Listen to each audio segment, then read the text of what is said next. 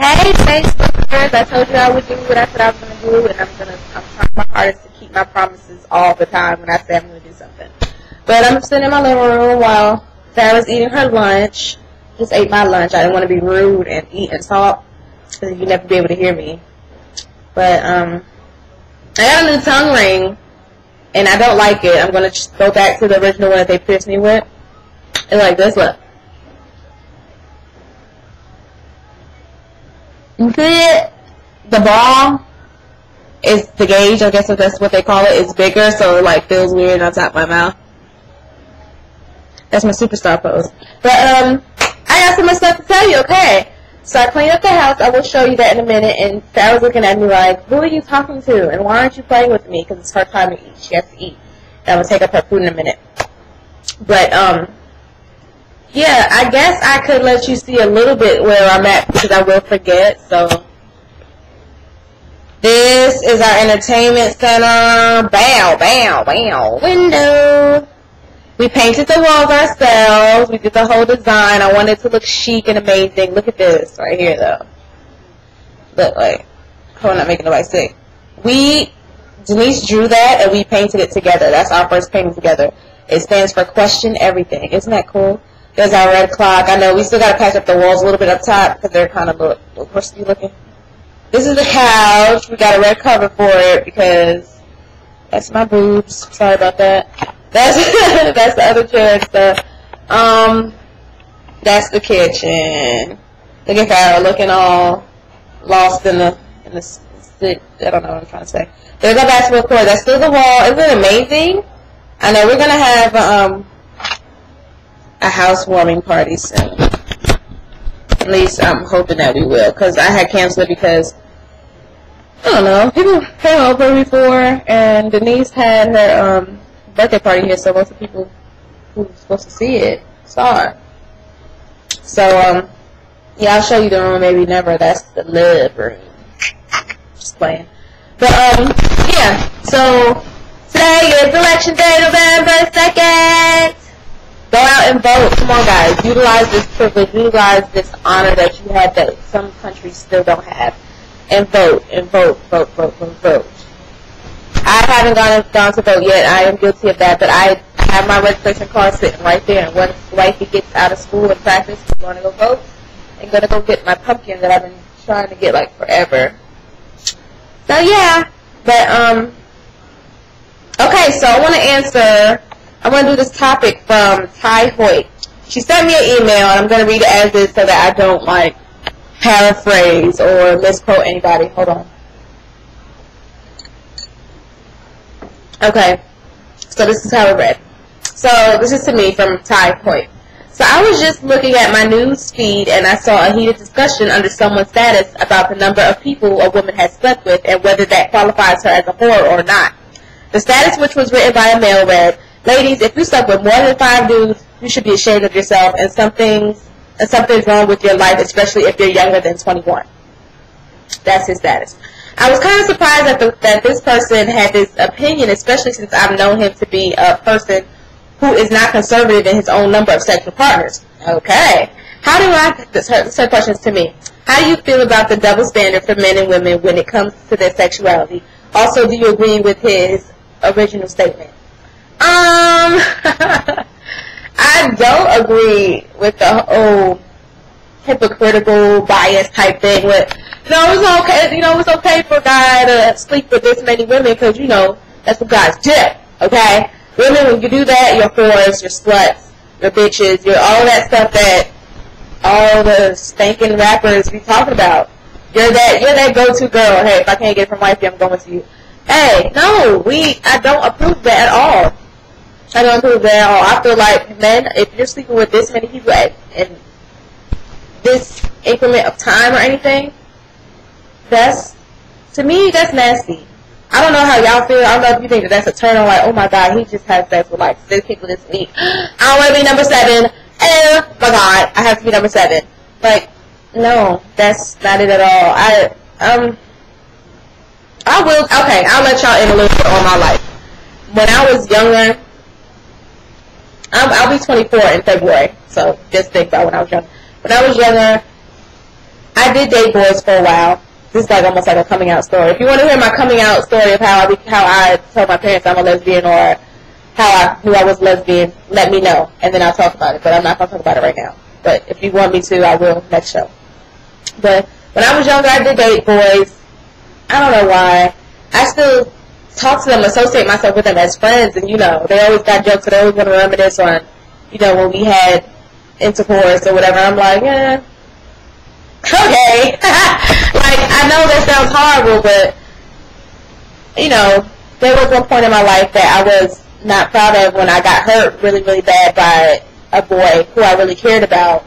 My first real care about person that was not a female. And he just left me, like, out of the blue. I didn't know why. I couldn't understand. That bothered me for like, a few years. It bothered me for about 4 years. And as a result, I acted out, and I just did whatever I wanted to, which meant I did me. And you can classify that as however you want to.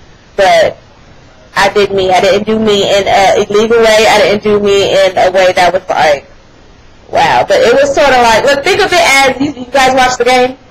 I hope you do watch the game. Just think about it when Melanie and Darren broke up, and she had that time period where she was with Dr. McHottie, the cable guy, and stuff like that, and then she got out of that, like, really quickly. That was me. That's why I love that show so much, because it's so cool.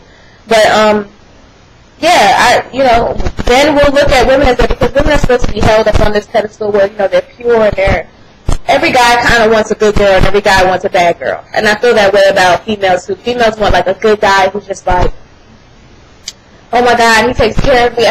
He can read my mind. He's amazing. He's freaking amazing. He's amazing in everything that he does. I'm going to set this right here because it's getting hot.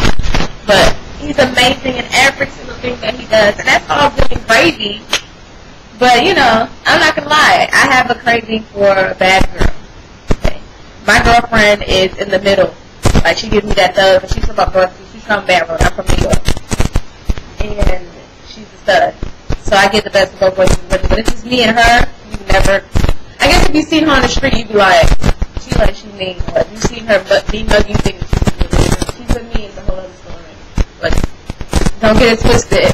She will snuff somebody, and so will I. But but yeah, I mean, it is a double standard. It is, and it sucks for women. It really does, because women can tell men, oh, you're a male whore, and, you know, their fellow male mates will be like, that's good, son, that's right, get it in while you live, because you only live once. If I say that to my homegirl, that's good, girl, you know, like, get it in, because you only live once. And then if a dude was sitting in the room, they'd be looking at me like, you smoke, what's that called? Promiscuity, or whatever it is, I don't know.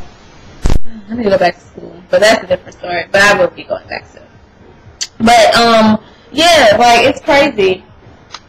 But that's the society today. And you know what? Even though that also takes place in the LGBT community. For those of you who are like, LGBT, what? That's lesbian, gay, bisexual, transgender, etc. You know, the homosexuality community. That also falls into our community as well, where, you know, femmes. I know a lot of studs that don't like bisexual girls.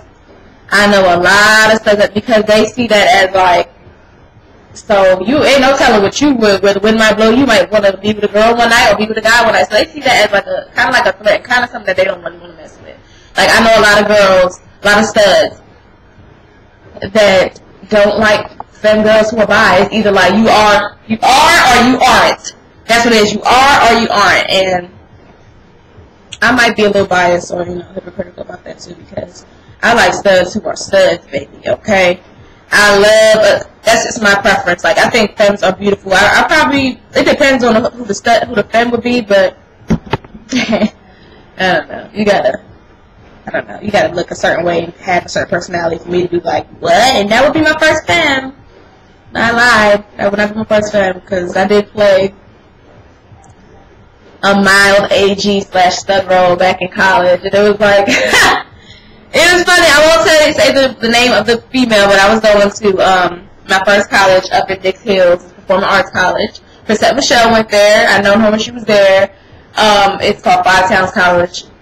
It was basically for the performing arts, for theater, singing, instrument, like everything. And I mean, they hammered that in. It was a good college. But there was a girl there who was a bit taller than me.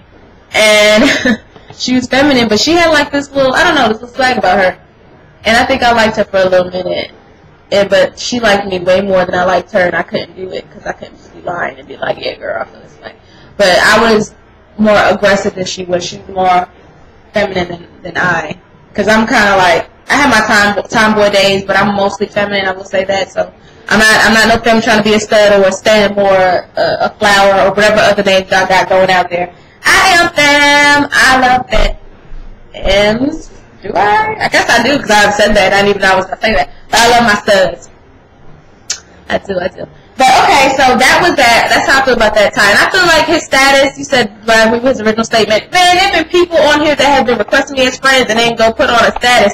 And they know I'm going to talk about it. Because if I find it to be offensive, if I find it to be, really opinionated or out there, I'm going to be like, hey, what's that all about? So, but his status, hey, he's bold enough to put that up there. Because he knew he was going to get some females riled up, because women, we have a mouth, especially black or minority women, we have a mouth that it just be going, okay? I am guilty of it as well, because look at me just talking now. See? But yeah, that's crazy. That's crazy. I want to also talk about, I'm going to turn down my radio, talk about this right here. Listen. Stop it on, listen.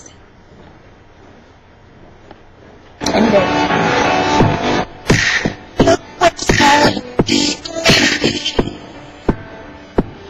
She didn't cut me off from a good girl.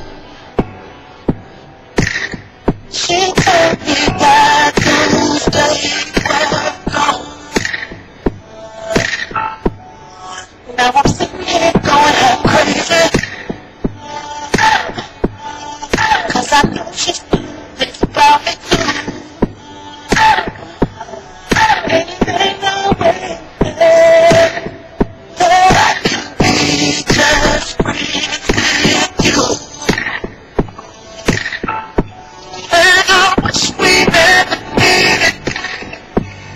I know y'all see me jamming. That's my different jam than okay, so y'all hear this song I got playing in the background. I might have to lower it a little bit more. But yeah, I got, that's a song that I really like, and I never liked it, which is sad to say. And I probably won't get in trouble because of this, because my girlfriend already knows. But I have a really close friend who also should remain nameless. But ladies, she's single. She is chocolate girl, straight up gangsta stud. Stud girl all day. Okay, she has dread. She's kind of tall.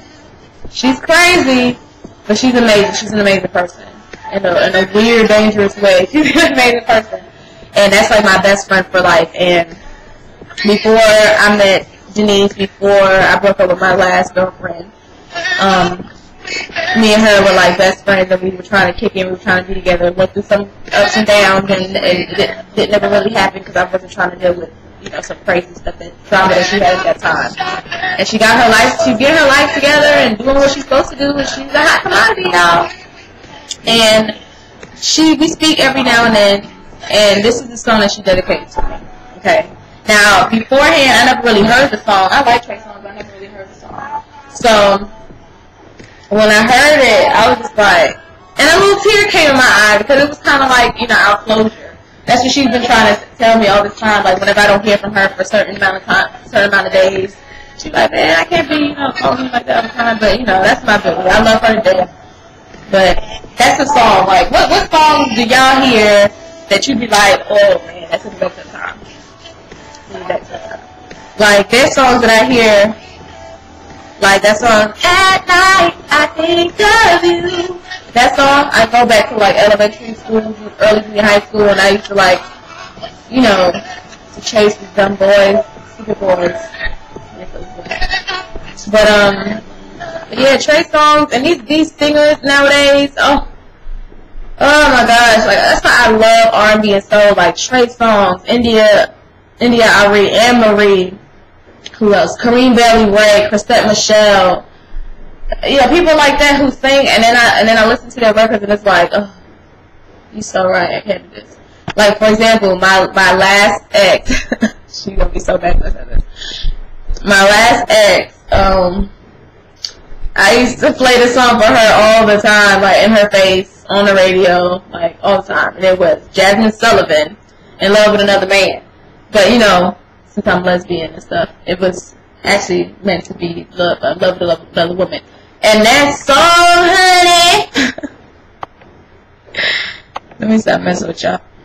But that song is so like, and it's weird because we were going through some really bad ups and downs, and I was been trying to get out the relationship, and she wanted to keep working on it, and I was just like through mentally, physically, and I had started talking to somebody, and every time I did, I would play that song for her in her face. I know that sounds really mean, but when you get fed up with somebody to the point where you just don't even care about their feelings, which is horrible, it is, but it's a human trait. I'm human, it happens. You just so happen to just be like, look, I tried to say it in a nice way, that didn't work, so I'm just going to go ahead and just play the song that says it for me. You know, that it says it nicely, kind of, but at the same way, straight to the point, like, I know this person ain't the best right now, but I'm having more fun with them than I can ever have with you, and that's sad. But, okay, Facebookers, I'm going to get out of your hair, get out of your ear bones, hit me up, let me know what songs intrigue you, give me some more topics. Ty, thank you for giving me that topic to talk about. You're awesome. I love you guys, and I will be seeing y'all in a few hours, hopefully. Love you. Deuces.